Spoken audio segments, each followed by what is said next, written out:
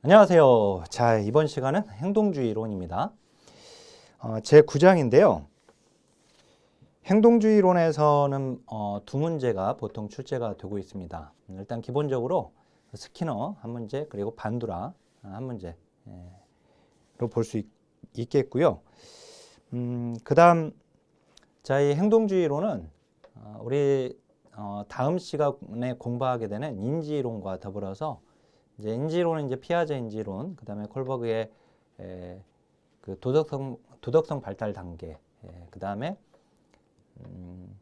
인지치료 이렇게 공부하는데 그 인지치료와 더불어서 기술론에서 인지 행동 모델에서 또 다루게 됩니다.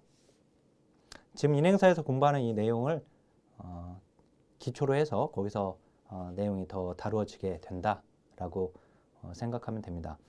자, 그러면 171쪽에 보면은요, 행동주의 이론의 개관해서 자, 개념 보니까 인간 행동의 대부분은 학습되거나 학습에 의해 수정된다는 기본 전제에 근거를 두고 있다. 그래서 이걸 학습 이론이라고도 한다. 행동주의 이론을 학습 이론이라고도 하는구나. 그죠? 자, 근데 이 행동주의자들의 관점을 보니까 관찰하고 실험하여 얻은 결과가 아닌 것을 인정하지 않는다. 이게 실증주의자들의 입장인데 이러한 실증주의자 입장을 고수하고 있다. 이 실증주의는 경험주의라고도 합니다. 우리 조사론에 가면 이제 공부하게 되는데, 자, 실제 증명 가능한 것을 믿는 사람들이에요. 그러니까 눈에 보이는 관찰 가능한 행동을 가지고 연구하는 것입니다. 행동주의로는. 자, 인간 행동에 관한 연구는 직접 관찰할 수 있는 어떤 유기체에 주어지는 자극과 그리고 이로부터 생기는 반응으로만 연구되어야 한다. 자, 자극과 반응이 나왔어요? 자극과 그리고 그에 따른 반응으로만 연구되어야 한다. 이 자극이라고 하는 것이 바로 환경이에요. 이게 환경적 자극이에요. 환경적 자극. 그리고 이 반응이라고 하는 것은 결국에 행동이에요. 이게 행동. 어떤 자극을 주었을 때 나타나는 행동의 반응. 이 자극과 반응으로 연구되어져야 한다. 자, 3번에 인간을 자율적 존재가 아닌 외부 환경의 사물로 봤다. 그죠? 외부 환경에 반응하는 수동적 모습. 즉, 인간의 행동이라고 하는 것은 결국은 어떤 환경적 자극을 주느냐에 따라서 인간의 행동이 만들어지게 된다고 보는 거예요. 이게 이제 스키너, 전통적 행동주의학자들, 이제 대표적으로 이제 스키너가 이런 입장을 취합니다. 그래서 스키너는 환경적 자극에 의해서 행동이 만들어져 버린다고 보는 환경 결정론이에요. 환경 결정론적 시각입니다. 우리가 프로이트는 정신 결정론이었죠. 스키너는 환경 결정론이에요. 자, 인간을 기계 한 부속품으로 간주한다. 제가 주위에다가 좀 더 설명을 해 놓았는데요. 그 스키너를 비롯한 전통적 행동주의자들은 자율적 인간은 존재할 수 없다. 인간의 자기결정과 자유의지를 완전히 배제했다라고 되어 있어요. 그래서 인간의 자유의지를 부정하는 학자 스키너, 그죠? 그다음에 프로이트 정신결정론, 스키너 환경결정론, 그죠? 자, 반두라를 비롯한 사회학습 이론가들과 인지적 행동주의자들은 인간은 사회문화적 조건의 산물이 아니라 스스로가 환경을 산출해내는 주체자라고 또 보고 있습니다. 차이점을 거기다 넣어 놓았어요. 자, 그 양가로 3번 행동주의 이론이 사회복지 실천에 미친 영향. 자, 환경의 변화를 통해 문제를 해결할 수 있는 기반을 제공해 줬고 다양한 사회복 실천 영역에 활용되고 있습니다. 그건 참조해서 좀 읽어보세요. 그 다음에 3번, 4번도 마찬가지 좀 보시고요. 그 다음에 이제 초기 행동주의 이론을 보게 되면 먼저 여기 지금 스키너를 이렇게 설명해 놨으니까 여기다 반두라를 비교해서 한번 보면 잠깐 182페이지로 가겠습니다. 182페이지 봐보세요. 거기 반두라를 보게 되면 그 계유에 반두라에 의해 세워진 이론, 바로 사회학습 이론인데 전통적 행동주의적 관점에 인지적 접근을 추가했다라고 해놨어요. 그죠? 그러면서 거기 이제 사회학습 이론인데 이게 관찰학습, 모방학습, 사회학습, 대리학습, 모델링으로 불린다. 일생 동안에 갖게 되는 습관의 대부분이 사람을 관찰하고 모방함으로써 배우는 것이라고 생각했다. 그죠? 이게 뭐냐면 지금 반두라는 여기다가 person, 즉 개인, 즉 인간을 여기다 집어넣었어요. 사람이죠. 사람. 자, 개인, 사람은 뭐가 가능한가요? 개인, 사람은 뭐가 가능해요? 인지가 가능한 거예요. 인지, 생각이. 그죠? 그래서 여기다가 지금 인지를 추가시켜요. 그래서 결국 이 환경과 그리고 여기 인지 그리고 여기 행동, 이 세 가지가, 또는 이제 인지가 사람입니다. 곧 이 세 가지가 상호작용해서 인간의 행동이 결정된다라고 봐요. 그래서 이제 반두라를 뭐라고 하냐면 상호결정론이라고 해요. 상호결정론.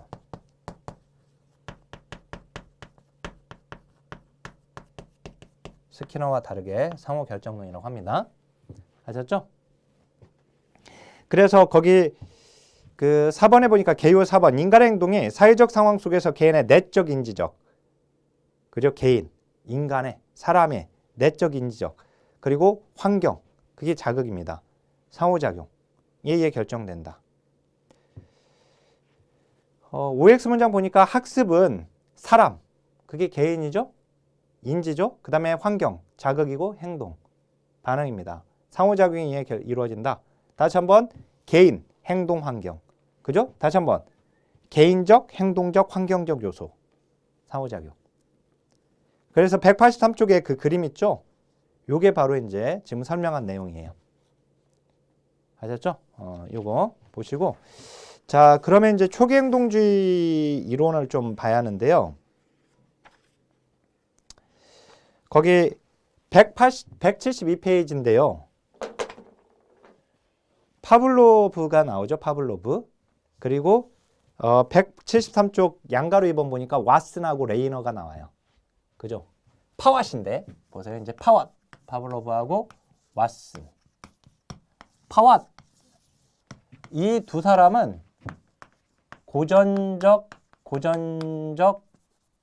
조건화라고 해요. 고전적 조건화.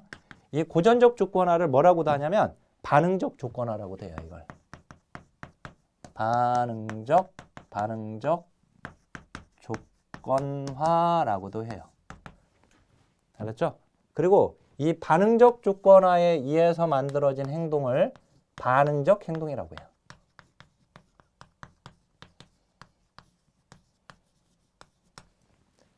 반면에 이제 그 다음에 173쪽 제일 아래 보니까 양가로 3번에 쇼다이크 나오죠? 쇼이 나와요. 그 다음에 이제 스키너가 이제 나오게 되거든요. 쇼다이크와 스키너, 이 둘을 뭐라고 하냐면 도구적 조건화라고 합니다. 도구적 조건화. 이 도구적 조건화가 바로 조작적 조건화예요. 쇼다이크의 이 도구적 조건화를 스키너가 이제 발전시켜서 조작적 조건화라고 했습니다. 그리고 이 조작적 조건화에 의해서 만들어진 행동을 조작적 행동이라고 해요.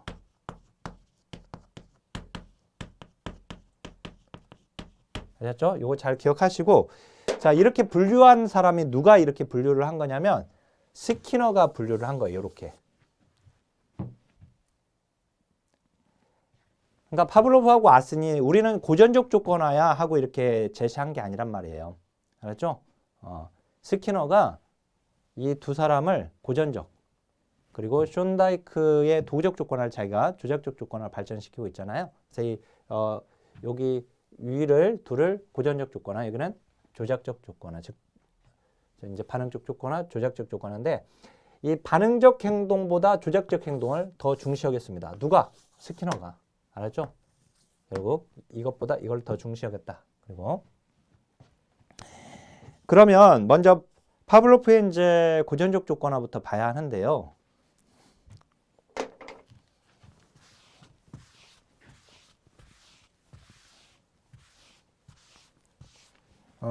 잘 알다시피 우리가 이 파블로프의 개실험은 너무 잘 알고 있잖아요. 근데 그것을 사람한테 적용한 것이 바로 왓슨이에요. 그래서 파블로프의 개실험과 왓슨의 공포반응 실험, 엘버트 대상으로 했던 이 실험을 비교를 해볼 필요성이 있습니다. 먼저 파블로프를 보게 되면요, 파왓을 한번 비교해 볼까요? 파블로프와 그 다음에 왓슨을 한번 비교를 해보면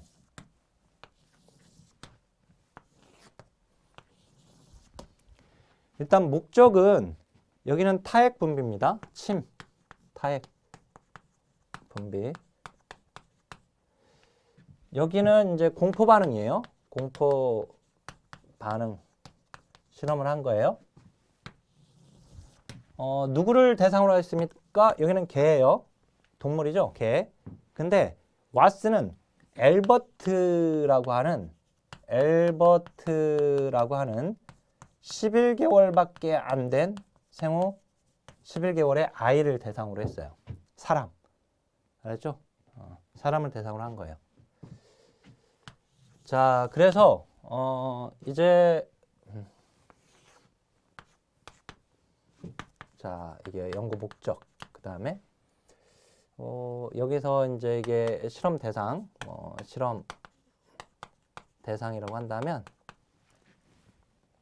그다음 이제 무조건적 자극. 자, 무조건적 자극. 파블로프에서는 무조건적 자극이 바로 고기 조각이었어요. 개 입에다가 고기 조각을 집어넣으면 침이, 타액이 나온단 말이에요. 그냥. 그죠? 예, 무조건적으로 나와요. 자, 왓슨에서는요, 엘버트한테 이제 공포를 일으키게 만드는 것인데, 공포를 일으키게 만드는 것에서 쇠막대 소리, 막대 소리. 요게 이제 무조건적 자극이 되게 돼요. 자, 중립 자극, 이 중성 자극인데요, 결국 중성 자극이고 이 중성 자극이 이제 조건 자극으로 바뀌게 돼요. 중성 자극이자 조건 자극이 되었던 것은 뭐냐면 파블로프에서는 뭐였죠? 종소리였어요, 종소리. 자, 종소리를 맨 처음에 개한테 울려주면 개가 침을 흘리지는 않죠. 그죠? 그러니까 타액 분비하고는 상관없는 거예요. 중성 자극, 중립 자극이었던 거예요. 그런데 이 무조건적 자극과 중성 자극을 결합시켜 버렸더니 이 종소리가 조건 자극이 되어버린 거예요. 종소리를 울려주고 그 다음에 고기 조각을 주면 이렇게 같이 결합시키면 나중에 종소리만 울려도 걔가 침을 흘리게 됐다 이거예요. 그죠? 반면에 여기 이제 왓슨의 실험에서는 엘버트한테 맨 처음에 보여주는 게 뭐냐면 힌지예요, 힌지. 햄스터와 같은 힌지. 햄스터와 같은 이 자그마한 힌지를 엘버트한테 보여줬어요. 근데 엘버트가 그 힌지를 막 만져. 무서워하지 않고. 그러니까 엘버트한테 이 힌지는 공포 반응을 일으키지 않았던 거죠. 그죠? 근데 엘버트한테 쇳소리죠. 쇠막대 소리. 무슨 말이면 이제 어떻게 하냐면 이게 이제 실험실이라고 봐보세요. 실험실이면 여기 벽에다가 봉을 이렇게 박아서 여기 이제 세워요. 그러니까 이 봉을 매달라네. 쇠봉을 여기다 매달라. 그리고 여기 엘버트가 이제 여기가 있고요. 그 다음에 또 이제 여기 그 레이너가 이제 조교가 레이너거든요. 왓슨과 레이너라고 하는데 레이너가 조교예요. 영구 조교. 영구 조교인 레이너가 여기 이제 엘버트하고 있고, 그 다음에 여기에 이제 왓슨은 이제 남자니까 왓슨이 그 이런 망치 있죠? 장도리 같은 이런 망치. 이런 망치를 손으로 들고 있는 거야. 그러다가 엘버트가 힌지를 만지려고 할 때마다 꽝꽝 때려요. 이 쇠봉을. 망치로 쇠봉을 봉을 이렇게 걸어놨는데 여기 쇠봉을 요거를 이 망치를 가지고 망치로 꽝꽝 때리는 거야. 그러면 이제 그게 얘와 얘를 결합시킨 거예요. 그러니까 나중에 엘버트한테 힌지를 보여주기만 해도 엘버트가 무서워해. 경기를 일으켜요. 그러니까 본래는 힌지를 무서워하지 않았단 말이죠. 근데 이제 힌지만 봐도 무서워해버리죠. 공포를 일으키게 돼요. 즉 중립자극이었던 힌지가 조건자극이 돼버린 거예요. 아셨죠? 이거예요. 그래서 이 파블로프의 개실험, 동물 실험을 인간한테도 이게 적용이 되는구나 라고 하는 것을 입증한 사람이 바로 왓슨이고, 왓슨은 이걸 입증함으로 인해서 유명해지게 됩니다. 이 실험을 통해서. 자, 그래서 이제 한번 봐볼까요? 이제 172페이지 그 파블로프의 실험에서 무조건적 자극 나와 있고, 자, 고기를 주기 전에 매회 종을 울리면 이 종소리는 이제 본래는 중립자극이었는데 거기에 니은에 보면 타액 분비와 관계없는 중립자극, 중성자극이었는데 나중에는 중성자극의 반응 유발 능력을 갖게 된단 말이에요. 조건자극으로 변했다. 그 디귿에 보면은.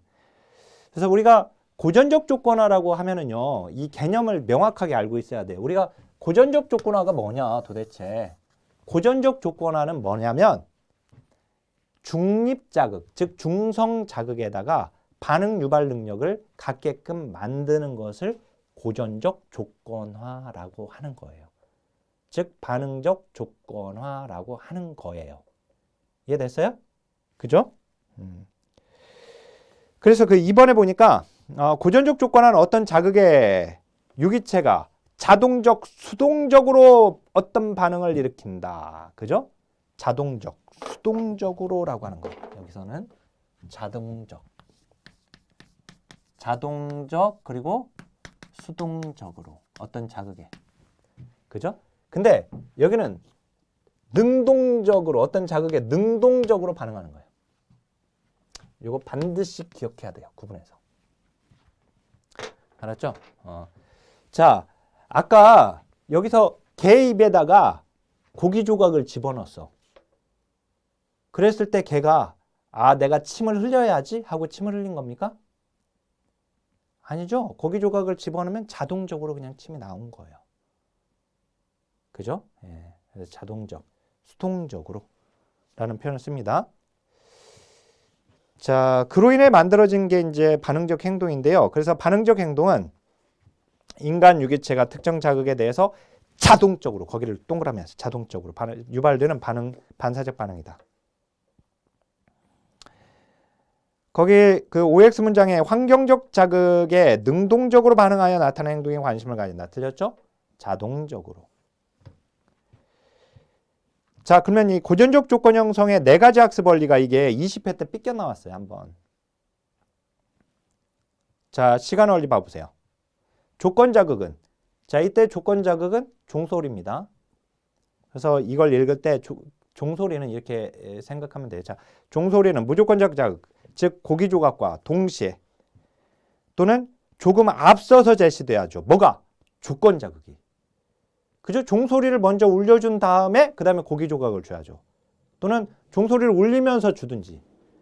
근데 고기 조각을 먼저 주고 뒤에 종소리를 울리면 종소리에 반응 유발 능력이 가져 있지 않게 되죠. 그럴 거 아니에요. 동시에 또는 조건 자극을 좀 더 앞서서. 이게 시간 원리고, 자, 일관성의 원리. 무조건적 자극과 즉 고기 조각과 조건 자극, 종소리는 조건이 형성될 때까지 일관성 있게 같은 자극으로 지속적으로. 자, 강도의 원리. 후속되는 무조건적 자극의 강도가 후속되는 고기 조각의 강도가 처음보다 강할수록 조건 형성이 잘 이루어진다. 자, 계속성의 원리. 자극과 반응 과정의 반복 획수가 많을수록 조건 형성이 잘 이루어진다. 자, 그게 시험에 나온 적이 있습니다. 자, 그 다음에 왓슨 레이너인데요. 엘버트 공포 반응 조성하기. 그죠? 11개월. 자, 쭉 다 설명을 했고요. 자, 숀다이크 가볼게요. 도구적 조건화입니다. 음식물을 얻기 위해 지렛대를 조작하여야만 빠져나올 수 있는 문제 상자에 동물 지능이 존재하는가를 알아보기 위해서 굶주린 개, 병아리, 고양이를 집어넣는 실험을 실시하였다. 자, 거기 보니까 그 숀다이크가 사용했던 문제 상자, 고양이, 반응 잠재기, 지금 학습 곡선 이렇게 쭉 나오는데요. 그거 보면 이제 그 점점 시행착오가 줄어드는 걸 볼 수가 있습니다. 그런데요, 고양이가 그 안에 들어가 가지고 밖에 음식이 있으면, 음식물이 있으면 또는 생선이 있으면 배고프니까 나가려고 할 거 아니에요. 그래서 거기 보니까 174페이지 좀 자세하게 쭉 넣어놨는데 결국 왔다 갔다 하다가 지렛대를 누르는 거예요. 그랬더니 문이 열려. 그래서 나와서 음식물을 먹어요. 그러니까 음식물은 강화물이 되는 것이죠. 그죠? 예. 그래서 결국 시행착오가 174쪽에 보면은 시행착오에 의한 효과 법칙이라고 한다. 반응 후에 수반되는 결과가 바람직한 것이면 그 반응률이 나타날 확률이 증가되게 된다. 바람직하지 못하면 그 확률이 감소된다. 특정 행동에 따르는 결과가 다음 행동의 원인이 된다. 행동은 결과, 즉 보상과 벌에 의해서 유지되고 통제된다. 강화와 처벌 이렇게 되는 겁니다. 자, 지금까지 우리 시험에서요. 파블로브하고 왓슨은 실험은 둘 다 시험에 나왔어요. 그 다음에 스키너도 시험에 나왔어요. 자, 요것도 시험에 나왔고 요것도 나왔어요. 요것도 나왔어요. 근데 아직 요것만 안 나왔어. 아직. 숀다이크만. 알았죠? 숀다이크 요거 기억하세요. 뭐 어렵지 않죠? 굶주린 동물을 집어넣고 지렛대를 누르고 나오게 돼서 음식물을 먹게 된다. 이런 말 나오면 아, 이거 도구적 조건화 또는 조작적 조건화에 해당된다. 이렇게 알면 됩니다. 자, 그러면 이제 스키너로 가겠습니다. 스키너는 자, 인간 행동은 환경적 자극에 동기화된다. 그리고 행동에 따른 강화에 의해 전적으로 결정된다. 자, 그리고 175페이지 젤웨 인간 행동을 반응적 행동과 조작적 행동으로 구분했고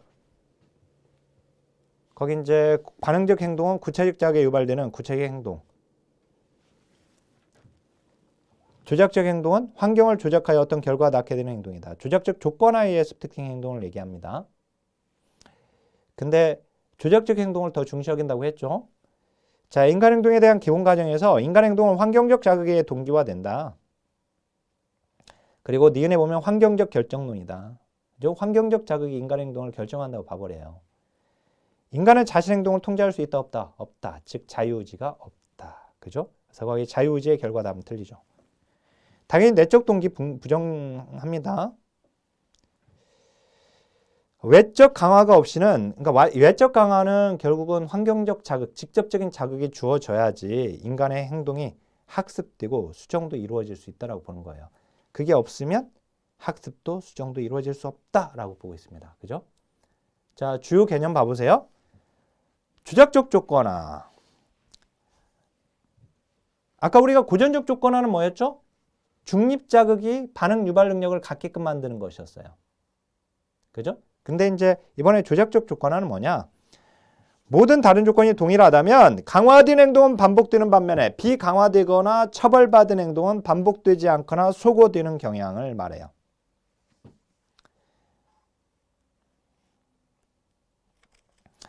거기 이제 OX, 얘 보니까 스키너 상자에서 힌지가 계속 움직이면서 환경을 탐색하다 우연히 지렛대를 눌러요. 아까 이제 숀다이크하고 차이점은 숀다이크는 지렛대를 눌렀을 때 문이 열렸죠. 그리고 밖으로 나오게 돼요. 문제 상자로부터. 근데 얘는 지렛대를 누르면 먹이통에서 먹이가 떨어지는 거예요. 이때 먹이로 인해서 지렛대를 누르는 행동이 증가된다. 그죠? 이제 스키너 상자 실험 제가 176페이지에다가 넣어 놓았습니다. 자, 그러면 조작적 행동 보면 존다이크가 실시한 도구적 조건하에 실험에서 유래된 것이다. 환경 자극에 능동적으로 반응하여 습득된 행동. 그게 바로 조작적 행동이에요. 아까 환경 자극에 얘는 자동적, 수동적으로 반응한 것이고. 그죠? 차이점 반드시 알아라고 했고. 자, 스키너는 이제 조작적 행동을 중요시 여겼습니다. 반응적 행동을 중요시했다. 틀리게끔 나왔었고요. 자, 그 다음에 변별 자극 봐보세요. 변별 자극. 어떤 반응이 보상되거나 보상되지 않을 것이라는 단서 혹은 신호로 작용하는 자극을 말하는 것으로 바람직한 결과를 얻기 위해 어떤 행동을 선택해야 할지를 암시해준다. 그죠? 벽에 색칠을 했을 때 어머니의 무서운 얼굴. 그죠? 예.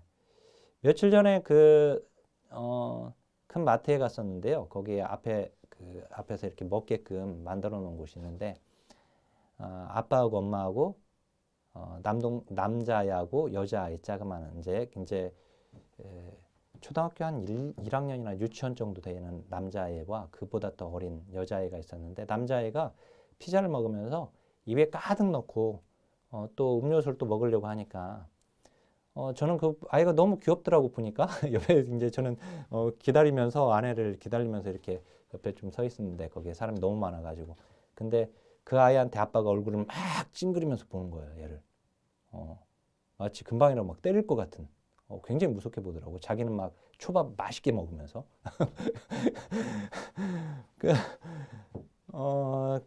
뭡니까? 그게 변별 자극이에요. 너 뭔가 행동을 지금 잘못했다는 것인데, 그죠? 네. 그렇게 어린아이한테 그렇게 무섭게 그렇게 봐야 할 이유가 될까? 라는 생각이 좀 들었는데, 거기에 이제 보면 벽에 색칠했을 때 어머니의 무서운 얼굴. 저 아이가 이 낙서하면 너 엄마한테 혼나? 라고 하는 거죠. 그죠? 예, 엄마가 얼굴을 찡그리는 거 무섭게. 예, 그게 변별 자극이에요. 또는 이제 무인 속도 측정기. 이것도 변별 자극이에요.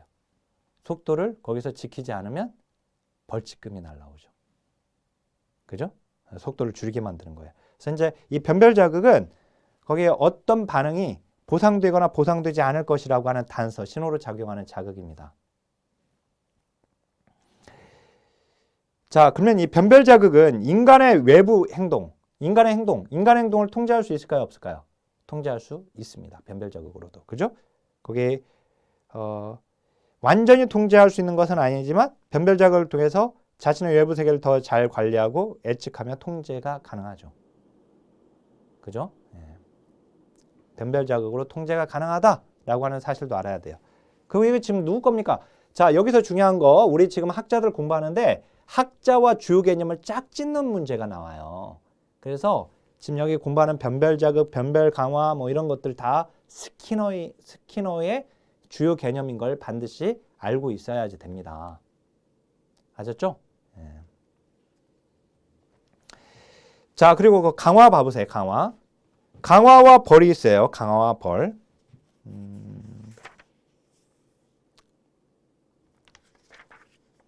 먼저 강화는 뭐냐? 행동 재현의 반응성을 높인다.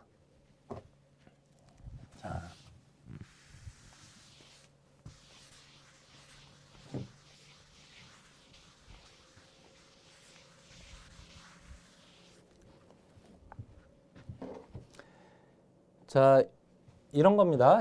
우리가 아까 스키너는 요거였죠. 자극과 반응으로 연구되어져야 한다. 그죠? 자극이 뭐였죠? 환경이었죠. 환경적 자극이었죠. 그죠? 그 다음에 반응은 행동이었어요. 스키너. 그래서 환경 결정론이었죠. 인간의 행동은 환경적 자극을 가지고 또닥또닥 거리면 인간의 행동이 만들어져 버린다라고 보는 거예요. 알았죠? 그래서 이때 이 자극, 두 가지 자극이 있습니다. 그게 바로 하나는 강화라고 하는 뿅망치와 그 다음에 처벌이라고 하는 뿅망치, 두 가지 자극이 있는 거예요. 스키너. 알았죠? 그리고 요거를 자, 정적이냐 그리고 부적이냐 이렇게 나뉘어요. 자, 그래서 이 정적이라고 하는 말은요, 무엇인가를 제공했다는 뜻이에요. 부적이라고 하는 말은 부정적이라고 하는 뜻이 아니라 얘는 뭔가를 제거했다는 뜻이에요. 알았죠? 여기는 제공, 여기는 제거. 근데 목적이 어디에 있느냐? 자, 강화는 행동의 빈도수를 높이려고 하는 거예요. 반면에 처벌은 행동의 빈도수를 떨어뜨리려고 하는 거예요. 알았죠? 그래서 이 문제를 푸는 방법은요, 여기서 이 문제를 푸는 결국 적용이 중요하니까, 자, 문제를 푸는 방법은 먼저 이 둘 중에 하나를 결정해야 돼. 첫 번째는요, 강화인지 처벌인지를 먼저 결정해야 돼요. 알았죠? 그 다음 두 번째는 그걸 위해서 무엇을 줬는지 무엇을 빼앗았는지 제거했는지를 결정해야 돼요. 여기 두 번째가. 자, 가령 이런 겁니다. 우리 시험에 나왔던 거. 자원봉사 활동을 높이기 위하여, 학생들의 자원봉사 활동을 높이게 하기 위하여 자원봉사 활동에 참여한 아이들에게 청소를 면제해 주었다. 이 문장은 뭐냐? 자, 목적이 어디 있어요? 자, 자원봉사 활동을 높이기 위하여 라고 했죠. 그죠? 높이게 만들려고 하는 거예요. 행동의 빈도수를 높이려고 하는 거예요. 따라서 이거는 강화인 거예요. 강화. 근데 그걸 위해서 자원봉사 활동에 참여한 아이들에게 화장실 청소를 면제시켜줬죠. 화장실 청소라고 하는 것을 제거시킨 거예요. 그러니까 부적 강화가 되는 거예요. 이렇게. 자, 또 하나 보세요. 알코올 중독자가 치료를 잘 받아가지고 외박권을 주었다. 그럼 이건 뭐냐? 자, 알코올 중독자가 치료를 잘 받아서 외박권을 줬어요. 그건 왜 준 겁니까? 목적이 뭐예요? 앞으로도 치료를 더 잘 받으라고 하는 거죠? 그러니까 강화인 거예요. 강화인데 외박권을 줬죠. 즉 제공했죠. 그러니까 정적 강화가 되는 거예요.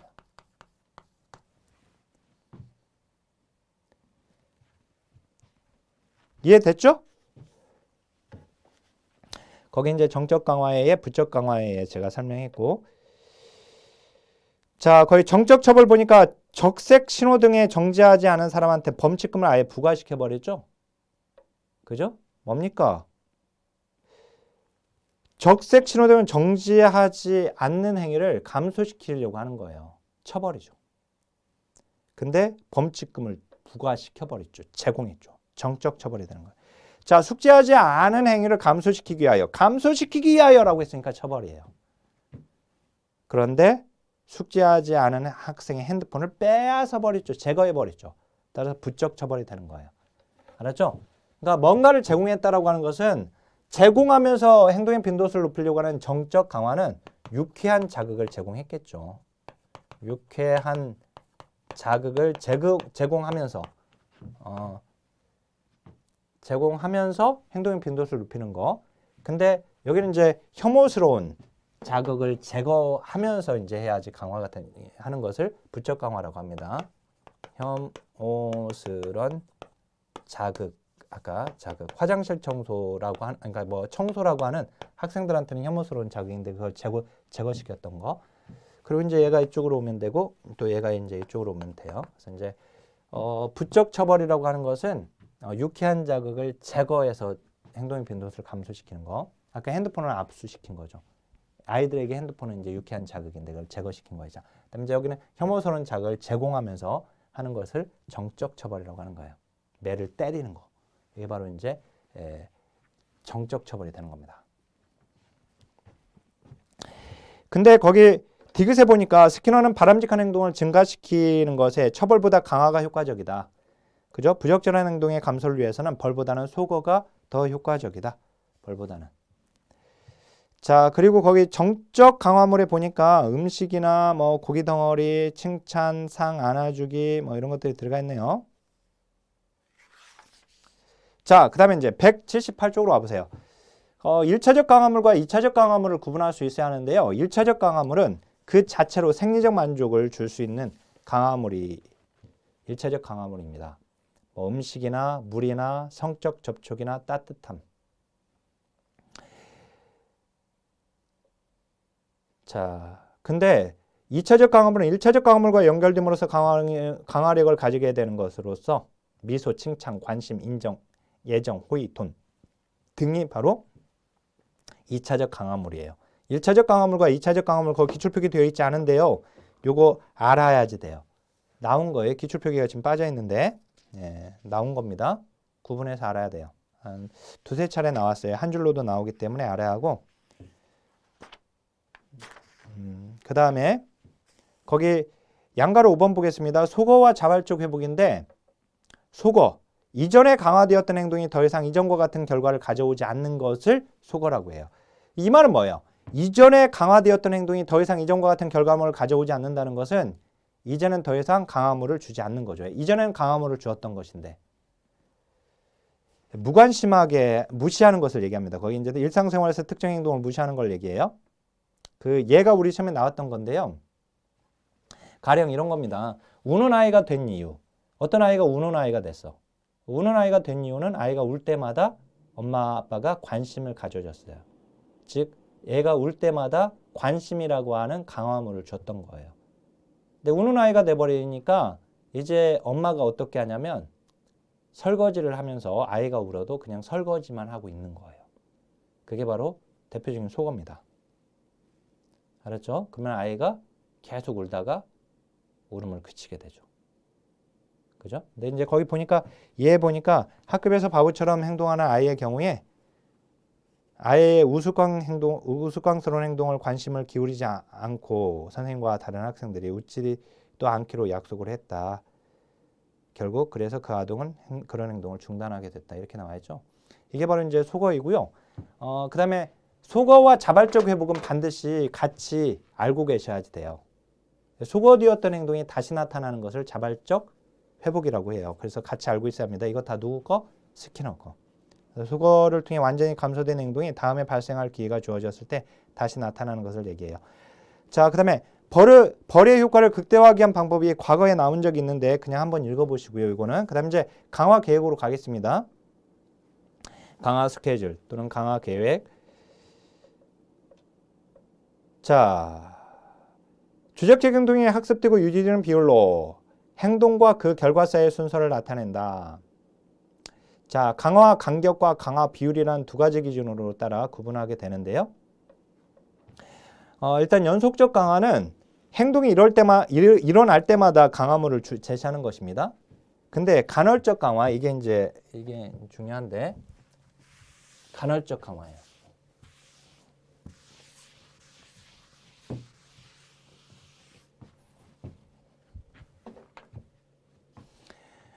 자, 이건 이제 자, 지금 간헐적 계획입니다. 간헐적 강화 계획인데 얘는 둘로 나뉘어요. 시간과 이제 간격과 비율로 나뉘어요. 간격과 그다음 비율로 나뉘어요.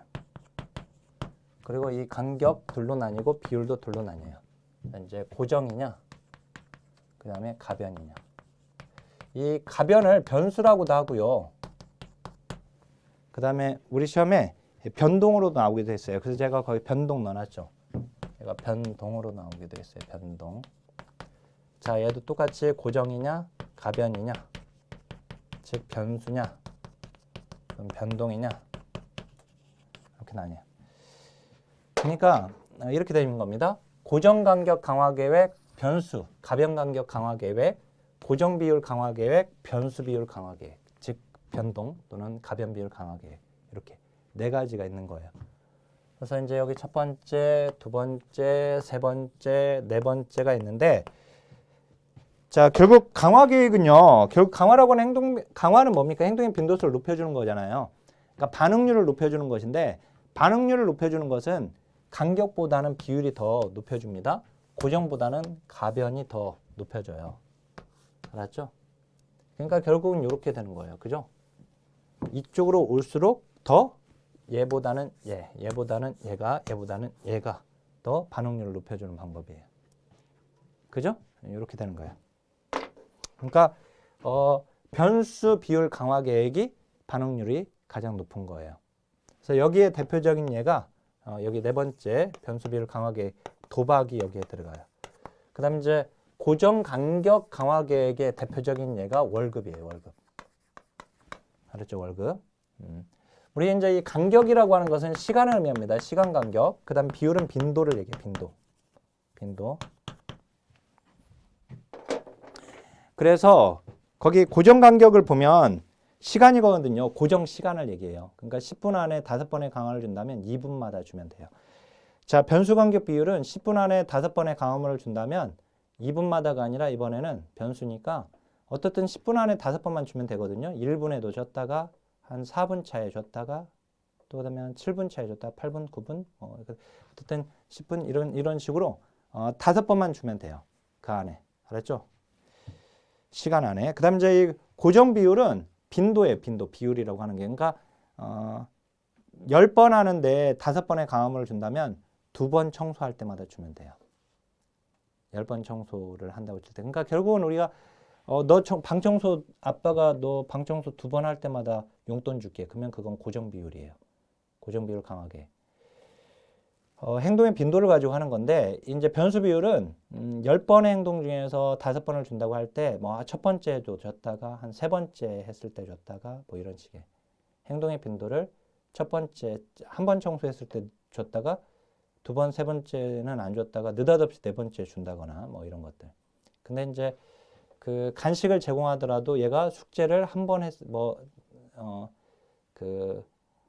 들어서 한 문제를 풀 때마다 또는 뭐 10문제를 풀 때마다 뭐 이렇게 행동의 빈도를 가지고 얘기를 한다면 그건 비율로 이제 말하는 것이고 근데 이제 6시간 공부하는데 2시간마다 간식을 제공했다. 그러면 그거는 이제 고정 간격이 되는 거죠. 시간을 가지고 지금 나누고 있는 거잖아요. 그죠? 이런 식으로. 그래서 거기에 UX 문장 보니까 변동 간격 계획은 평균적으로 일정한 수의 반응이 일어날 때 일정한 수의 반응하면 이건 비율로 얘기하죠.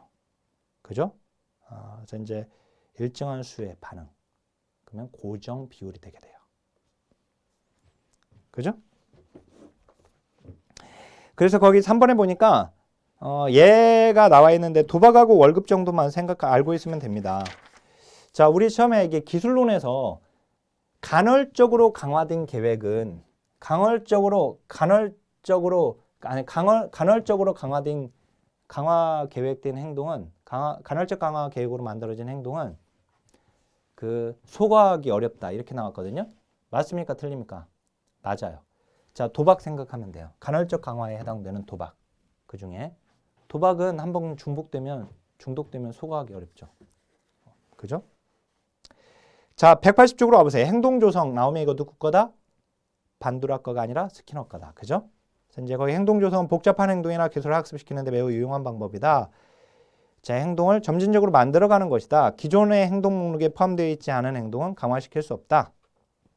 예, 대소변 훈련이 나와 있고 거기 이제 스키너의 이론에서 행동 조성은 복잡한 행동의 점진적 습득을 설명하는 개념은 맞습니다. 자, 그 다음에 행동 수정.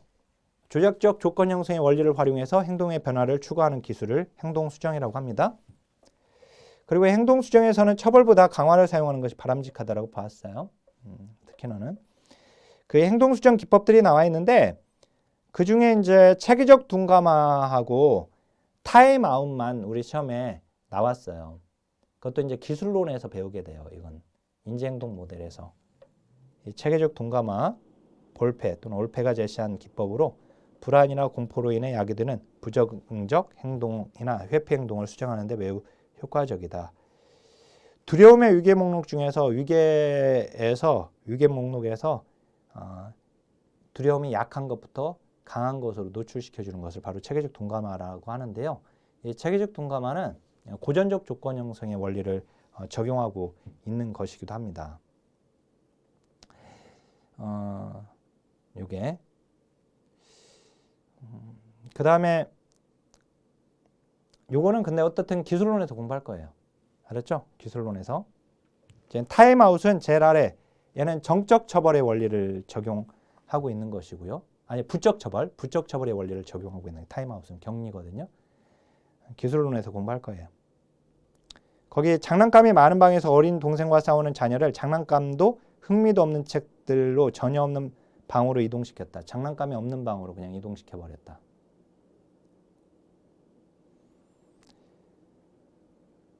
그러니까 장난감이라고 하는 유쾌한 자극을 제거시켜버린 거예요. 부적 처벌이 되게 됩니다. 자, 격리인데. 자, 이론 평가는 나오지 않았고요. 그러면 이제 반도라로 가겠습니다. 반도라, 아까 뭐라고 했죠? 인지를 추가시킨 거죠? 그죠? 반도라 내용은 이제 스키너에 비하면 내용이 많지는 않아요.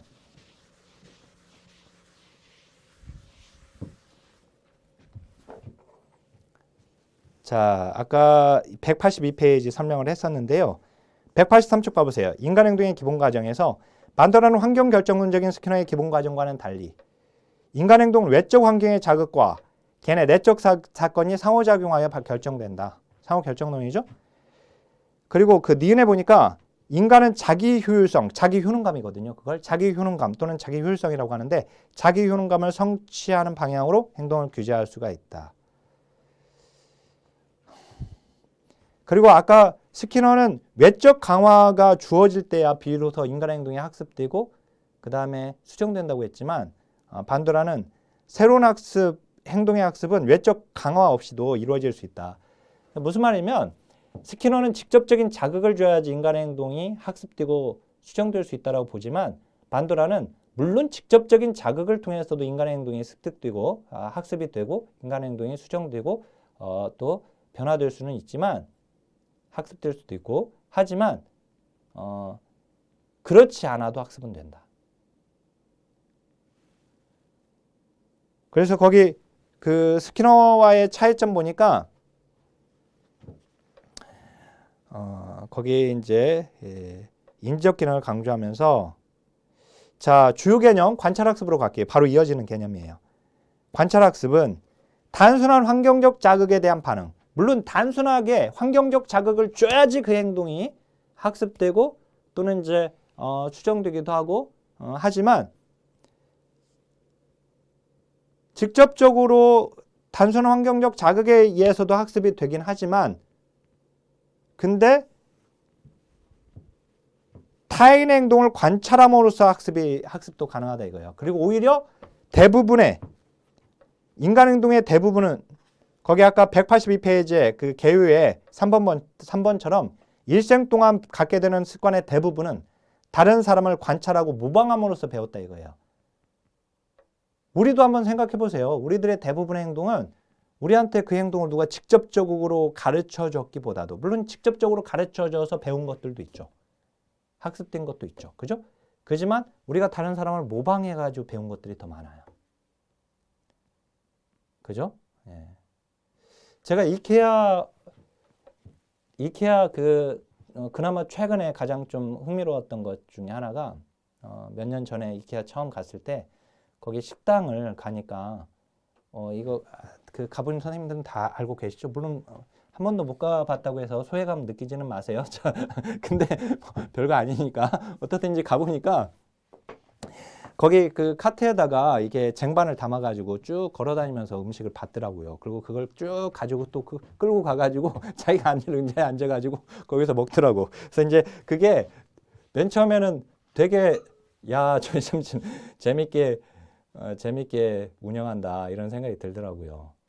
그러면서도 다른 사람을 유심히 쳐다보는 거죠. 줄 서 있으면서 어떻게 하는지 봤더니 그 카트 가져다가 거기 좀 가서 쟁반 거기다 딱딱 놓고 그리고 주문한 거 주문하면 거기서 받아가지고 와서 결제하고 뭐 이렇게 하는 것들 보면서 아 저렇게 하는구나 이렇게 배우는 거죠. 그죠? 관찰해서 대부분이. 자 거기 이제 183쪽에 제일 아래 보니까 결국 이제 모방 관찰을 하지만 그렇지만 또 그걸 기계적으로만 모방하지는 않는다. 서로 상이한 모델 및 사례들로부터 선택하여 그것을 종합해서 새로운 행동을 만들어내기도 한다. 그죠? 자, 그 184쪽으로 와보세요. 관찰학습은 행동 수행의 가치를 배우고 다른 행동 행위를 통합하여 새로운 행동을 만들어내기도 하는 능동적이고 선택적인 행동을 의미한다. 자, 그리고 모델과 모델링이 나와 있어요. 모델은 관찰자를 위해 어떤 행동을 수행하고 그 행동이 어떻게 행해지며 그것부터 어떠한 이익이 생기는지를 보여주는 사람을 말하는 것이고, 모델링이 바로 관찰을 통한 학습, 즉 관찰학습입니다. 모델링으로 나오면 그게 관찰학습이에요. 알았죠? 대리 경험에 의한 학습이다. 자, 동그라미 3번. 반두라의 실험 연구에 의할 때 아동이 더 잘 모방하게 되는 모델들이 나와 있어요. 그것도 간혹 몇 번 나왔어요. 한 줄로도 나오기 때문에 이게 스키너로 나오면 안 됩니다. 걔들은 다. 당연히 거기 보면 모방 나왔으니까 모방은 스키너가 말한 게 아니니까 반두라에 나와야 하는 것이고, 거기 위대하다고 생각하는 사람을 더 잘 모방하는 것이고, 그죠?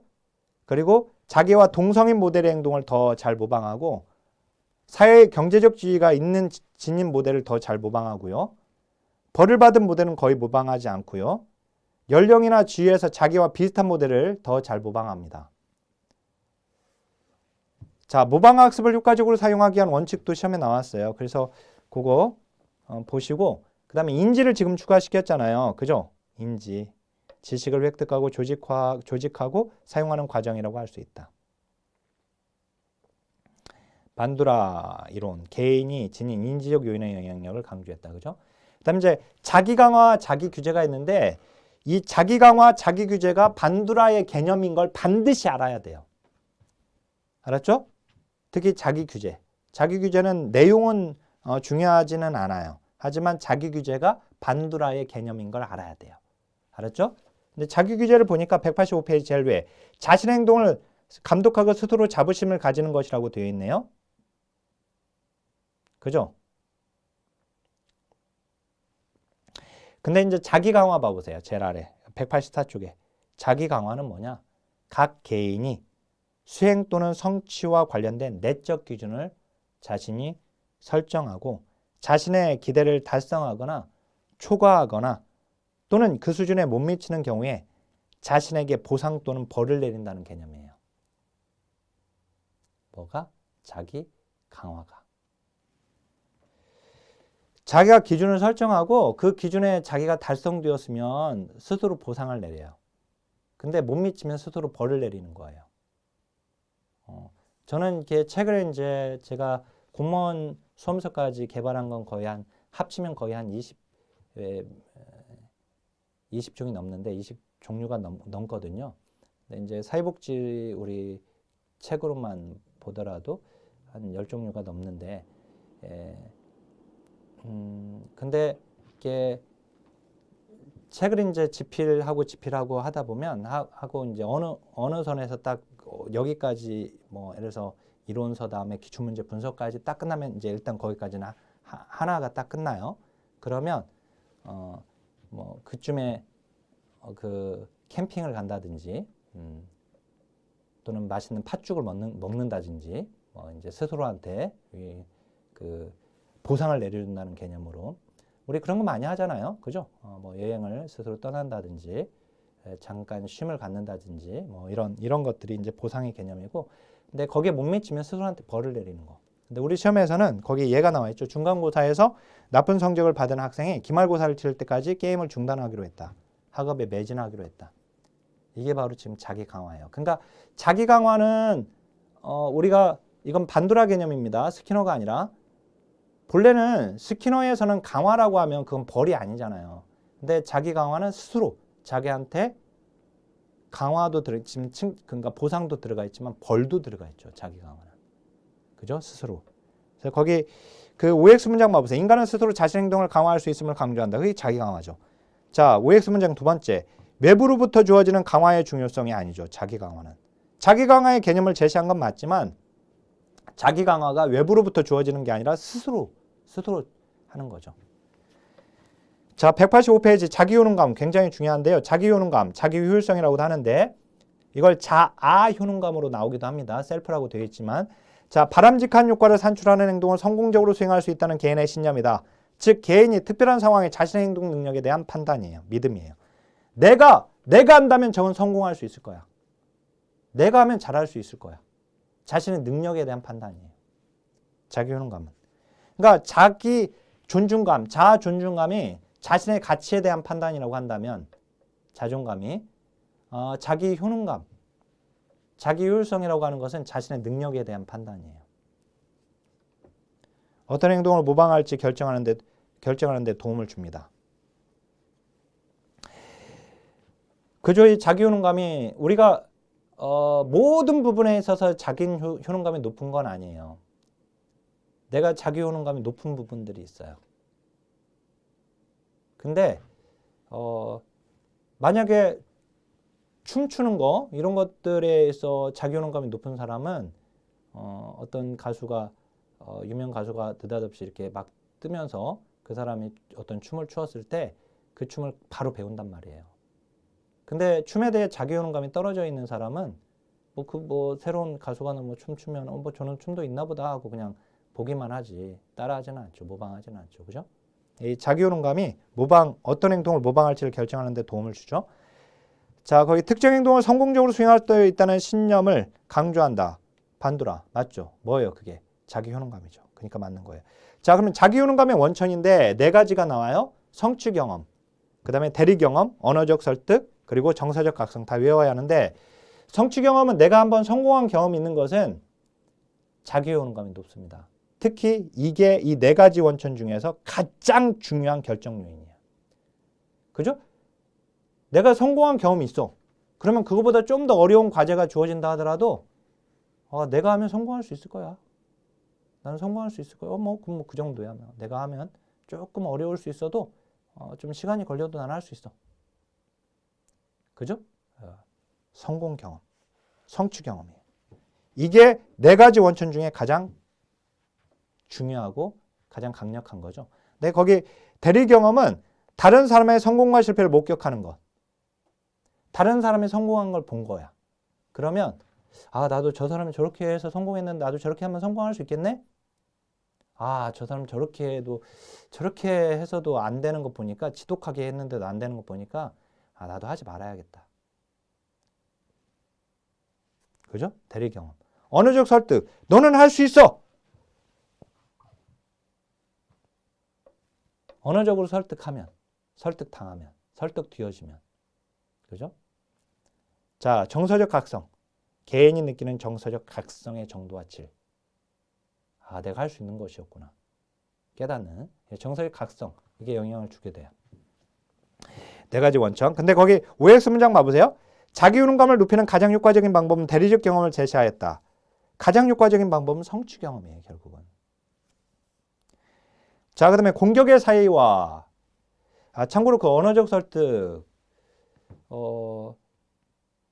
제가 이렇게 지금 기본 강의를 지금 들으시는 선생님들은요, 지금 아마 강의를 들으면서 앞으로 여기 좀 더 설명해 줬으면 좋겠는데, 좀 더 들어갔으면 좋겠는데, 이런 부분들이 있을 수 있어요. 근데 제가 기본 이론 강의에서 다루고 있는 정도로 공부하면 충분합니다. 알았죠? 제가 OT 강의에서 이런 말씀 드렸죠?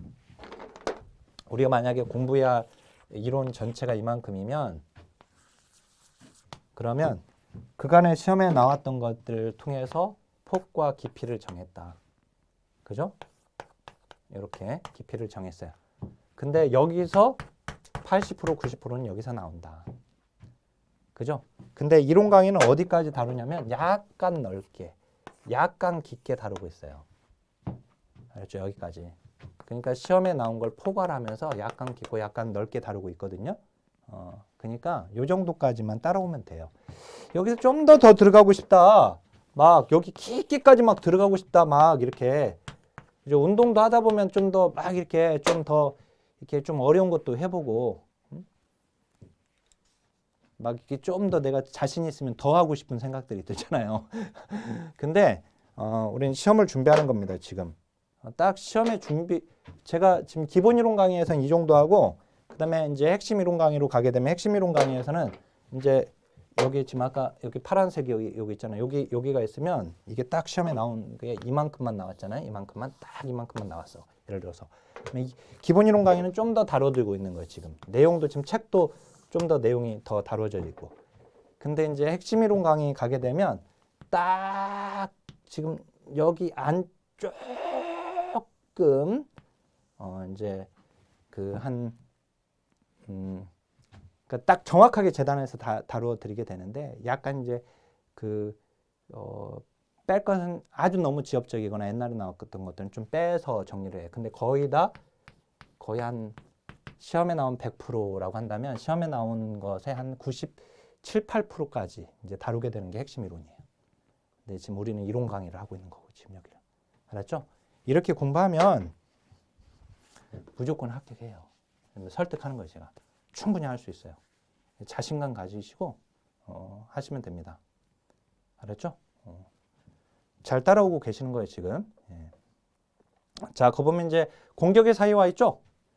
공격의 사이와도 설명하는 것이 반두라의 사회학습 이론으로 설명할 수 있다. 즉 공격, 폭력이라고 하는 것도 학습이 된다.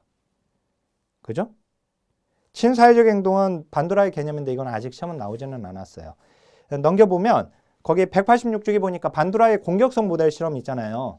제가 아까 파블로프하고 와스는 시험에 나왔다고 했죠. 그 실험 이제 기출문제 나중에 푸시면 나와요. 이제 그 실험이 나온 걸 알 수 있어요. 스키너도 나왔어요. 근데 션다이크 안 나왔고 반두라도 안 나왔어요. 반두라의 실험은 거기 남자 모델이 공격적 행동을 하고 있는 5분짜리 영화를 4세된 남자와 여아에게 시청하게 한 후 행동을 관찰하고 영화 속의 모델은 성인 크기의 보보 인형에게 다가가서 길을 비키라고 명령한 후에 상대가 보보 인형이 말을 듣지 않자 그를 노려본 다음에 4가지 공격적 행동을 한다. 그래서 거기 결과도 쭉 나와 있거든요. 근데 이제 어떻든 이런 공격적 행동이 이제 학습된다라고 하는 것을 볼 수가 있어요. 모방을 통해서. 그래서 이제 이 내용 이게 나오면 이게 반두라의 실험이다 이것만 알면 됩니다. 알았죠? 거기 그 밑에 보니까 대리학습과 대리조건화 있는데 대리학습, 대리적 강화. 관찰학습은 이전에 하지 않았던 행동을 학습하는 과정을 말하는 것이고요. 근데 이제 대리학습도 가능하다. 모델을 관찰하면서 이미 알고 있는 행동이 강화되는 거. 이게 바로 이제 대리적 강화고요. 대리적 조건화. 직접적 경험이 아니라 타인의 경험을 봄으로써 이미 알고 있는 행동이 더 강화되는 걸 얘기해요. 그러니까 대리적 강화나 대리적 조건화, 대리학습은 지금 관찰학습은 다시 한번 이전에 하지 않았던 행동이 학습되는 과정을 말하고 이건 이제 이미 알고 있는 것들 행동이 더 강화되거나 학습되는 걸 얘기합니다.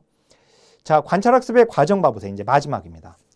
주의 집중, 그 다음에 파지, 즉 기억. 우리 시험은 이제 기억 단계로 나옵니다. 기억. 그 다음에 운동 재생, 그 다음에 동기화 단계.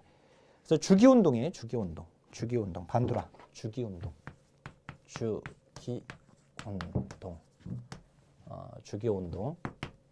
반두라. 알았죠? 주기운동. 주의 집중해야죠. 그럼 기억하고 운동 재생하고 동기화.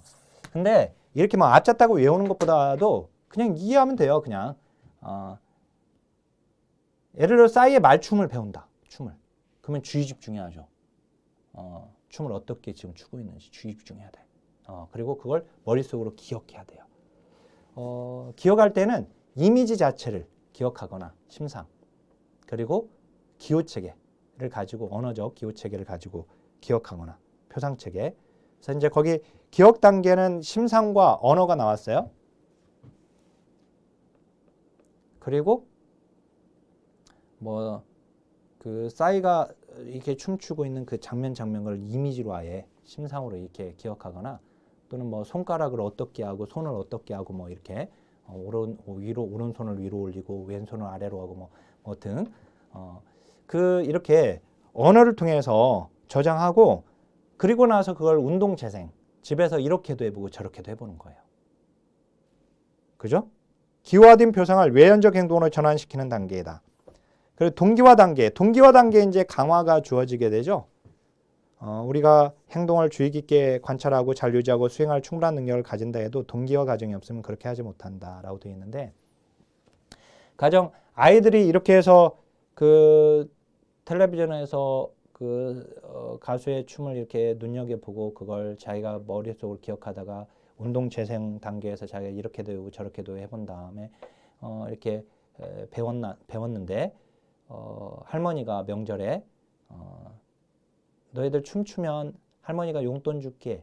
그러면 이제 동기화가 주어지면 애들이 그 자리에서 춤을 춥니다. 그죠? 그게 바로 동기화예요. 그래서 이 동기화가 과정이 있게 되면 본투기 수행으로 들어가게 됩니다. 자, 그 OX 문장 보니까 관찰학습의 마지막 단계는 운동재생이 아니라 동기화 단계죠. 그죠? 자, 관찰학습의 첫 번째 단계는 동기유발 과정이 아니죠. 마지막이고 학습한 내용의 행동 전환을 강조하는 것은 운동재생 단계 쪽에 들어가겠네요. 그죠? 자, 이렇게 해서 여기든 반도라도 뭐 이론 평가는 나오지를 않아서 따로 거기에 기출표기 되어 있지 않고요. 예. 자, 그러면 이번 시간까지 해서 행동주의 이론까지 해서 또 내용 봤습니다. 이제 남아있는 이론은 인지이론과 인본주의 이론이 지금 두 번째 기준 내에서 지금 남아 있습니다. 자, 그러면 힘내세요. 자, 계속해서 자, 강의를 마치겠습니다. 하나, 둘, 셋, 화이팅!